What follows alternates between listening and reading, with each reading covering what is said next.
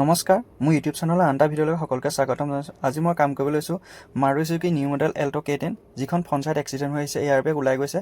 মই এইখনকে আজি ভিডিঅ' হিচাপে আপোনালোকলৈ আগবঢ়ালোঁ। গতিকে চাই থাকক ভিডিঅ'টো, আমি গাড়ী এখন কেনেকৈ এক্সিডেণ্ট গাড়ী বনাব পাৰোঁ।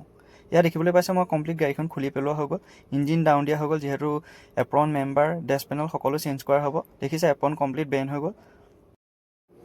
এক্সিডেণ্টটো যিহেতু মেজৰ আছিলে, কমপ্লিট বস্তুৱে ডেমেজ হৈ গৈছে, সেইবাবে আমি চব ৰিপ্লেচ কৰিম, কাৰণ এইবিলাক ৰিপেয়াৰ কৰিলেও ইমান ভাল নাহিব ফিনিচিং গাড়ীখনৰ। গাড়ীখন এতিয়া কাটিং ষ্টাৰ্ট কৰিলোঁ। কাটিঙৰ ভিডিঅ' ল'বলৈ নহ'লে যেতিয়া মই কাটিং হোৱাৰ পিছতে ভিডিঅ' এটা আপোনালোকৰ এনেকৈ বনালোঁ। দেখিবলৈ হৈছে কমপ্লিট ডেমেজ মালখিনি কাটি পেলাই দিয়া হ'ল। বাকী এটা নতুন পাৰ্টছ অৰ্ডাৰ কৰি থোৱা আছে, সেইখিনি আহিলে গাড়ীখন বনাবলৈ ষ্টাৰ্ট কৰিম। গতিকে ভিডিঅ'টো আপোনালোকে চাই থাকক।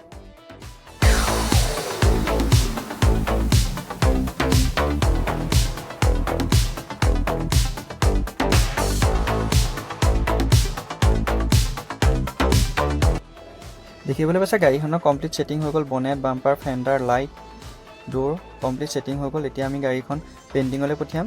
ৱেল্ডিঙৰ কামো কমপ্লিট হৈ গ'ল। যদি আপোনালোকে ভিডিঅ'টো চাই ভাল পায় তেতিয়াহ'লে এটা লাইক কৰিব, আৰু যদি এনেকুৱা ধৰণৰ ভিডিঅ'টো চাব বিচাৰে তেতিয়াহ'লে মোৰ ভাগৰ চেনেলটো ছাবস্ক্ৰাইব কৰি ৰাখিব।